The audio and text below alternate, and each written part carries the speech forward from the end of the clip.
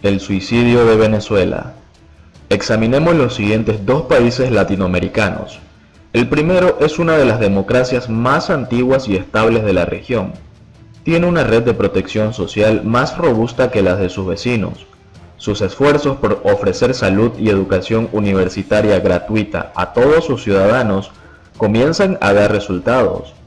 Es un ejemplo de movilidad social y un verdadero imán para inmigrantes de toda Latinoamérica y Europa.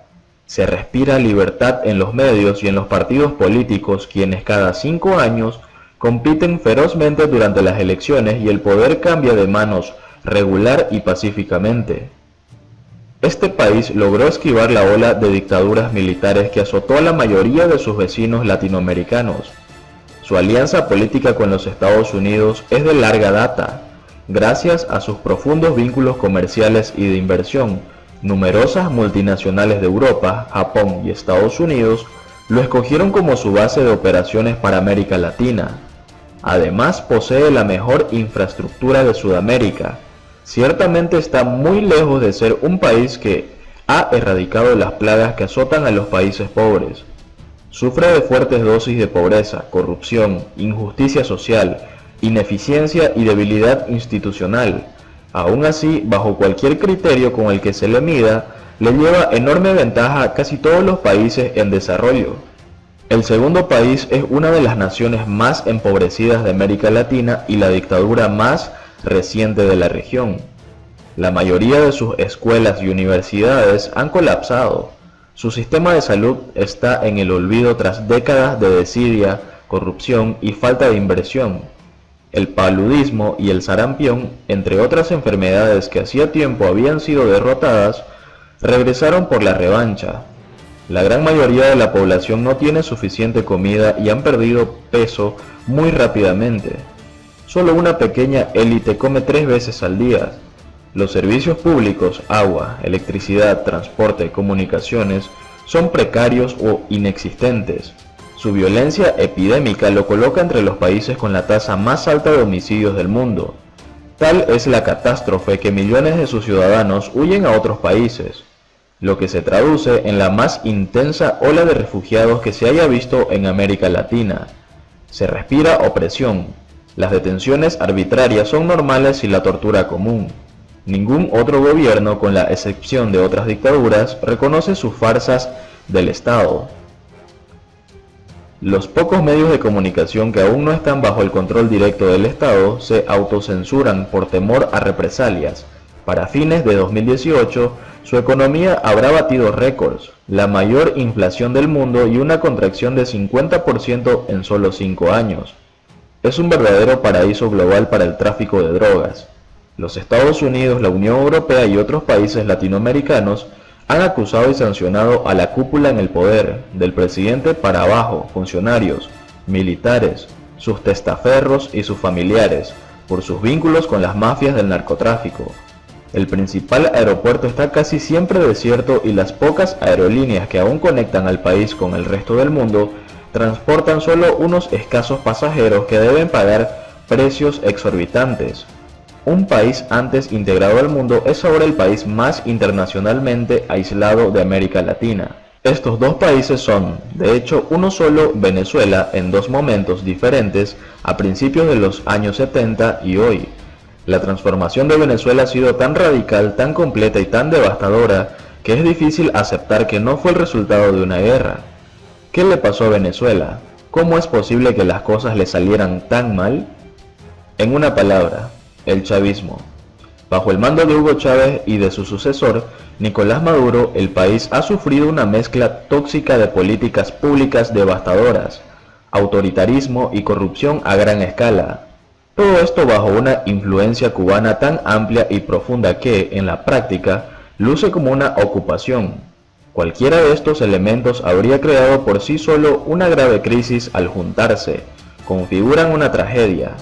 Hoy, Venezuela es un país pobre, un estado fallido y mafioso, dirigido por un autócrata tutelado por una potencia extranjera, Cuba. El chavismo en el poder. Para muchos observadores, la explicación de la crisis venezolana es simple: el socialismo impuesto por Chávez y sus asesores. Pero si esa es la causa, ¿por qué Argentina, Brasil, Chile, Ecuador, Nicaragua y Uruguay, países que también tuvieron gobiernos socialistas en los últimos 20 años, no han colapsado? Cada uno de ellos ha padecido consecuencias políticas y económicas negativas, pero ninguno, con la excepción de Nicaragua, sufrió una crisis tan demoledora como la de Venezuela. De hecho, algunos hasta han prosperado. Si el socialismo no es el culpable del fracaso venezolano, entonces podríamos achacar el problema al petróleo. Efectivamente, la etapa más aciaga de la crisis coincidió con la fuerte caída de los precios internacionales del crudo a partir de 2014. Pero todos los petroestados del mundo sufrieron serios shocks económicos externos ese mismo año, cuando sus ingresos por exportaciones de hidrocarburos cayeron drásticamente. Sin embargo, Venezuela fue el único que colapsó de manera catastrófica, de modo que esta explicación tampoco es satisfactoria. En realidad, la decadencia del país comenzó hace 4 décadas, no hace 4 años. Para 2003, en Venezuela el PIB por trabajador ya había descendido un 37% con respecto a su punto más alto en 1978. Esta caída en los ingresos generó las condiciones sociales y políticas de un caldo de cultivo que Chávez supo aprovechar muy bien para llegar al poder. Pero las causas del fracaso de Venezuela tienen raíces más antiguas y profundas. Varias décadas de gradual descalabro económico le abrieron el camino a un demagogo carismático que, inspirado por una ensalada de malas ideas, consiguió instaurar una autocracia corrupta, controlada por la dictadura cubana. Y, si bien es cierto que muchos elementos de la crisis actual anteceden a la llegada de Chávez al poder, cualquier intento por explicarla debe centrarse en su legado y en la influencia cubana.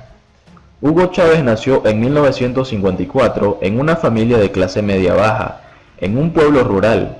Ingresó a la academia militar gracias a una beca como jugador de béisbol, y muy pronto fue secretamente reclutado por un pequeño movimiento izquierdista que pasó más de una década conspirando para derrocar al régimen democrático. Chávez, entonces teniente coronel, se hizo figura pública el 4 de febrero de 1992, cuando encabezó un golpe de estado fallido. Su desventura lo llevó a la cárcel, pero también lo convirtió en un improbable héroe popular, que encarnaba la creciente frustración generada por una década de estancamiento económico. Después de ser indultado, se lanzó en 1998 como outsider a una campaña presidencial en la cual la apatía, la antipolítica, la mediocridad de los políticos de turno y la miopía de empresarios e intelectuales le permitió llegar a la presidencia. Derrotado el sistema bipartidista que había anclado la democracia venezolana durante 40 años, Chávez tuvo carta blanca para imponer su visión a una Venezuela harta de los políticos de siempre. ¿Cuál fue el detonante de la explosión de furia populista que llevó a Chávez al poder? La decepción, el desempeño económico estelar que Venezuela había experimentado por 5 décadas hasta los años 70, perdió ímpetu. El camino para acceder a la clase media se hacía cada vez más estrecho, como lo observaron los economistas Ricardo Hoffman y Francisco Rodríguez. Para 1970, Venezuela se había convertido en el país más rico de América Latina y uno de los 20 países más ricos del mundo, con un PIB per cápita más elevado que el de España, Grecia, Israel y solo inferior a 13% al del Reino Unido. Pero para principios de los años 80, otro shock petrolero desestabilizó la economía y con ello la política. Un menor ingreso petrolero condujo a recortes en el gasto público, reducciones en los programas sociales, la devaluación monetaria, una inflación galopante, una crisis bancaria y el aumento del desempleo y de la penuria para los pobres. Aún así, la ventaja alcanzada por Venezuela con respecto a otros países de la región fue tal que, cuando Chávez fue electo, el ingreso per cápita era solo superado por el de Argentina. Otra explicación común para el ascenso de Chávez al poder es que representó una reacción de los electores ante la desigualdad económica generada por la corrupción imperante. Sin embargo, cuando Chávez llegó al poder, el ingreso estaba distribuido más equitativamente en Venezuela que en cualquier otro país de la región.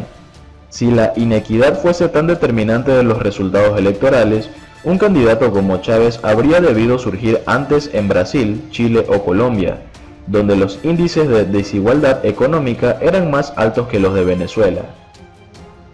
Puede que Venezuela no estuviera colapsando en 1998, pero estaba estancada y en algunos aspectos en regresión. Los precios del petróleo se habían derrumbado a apenas $11 por barril, lo que dio pie una vez más a una nueva ronda de austeridad. El descontento popular abrió grandes oportunidades para Chávez y él supo explotarlas como ningún otro político venezolano lo había hecho.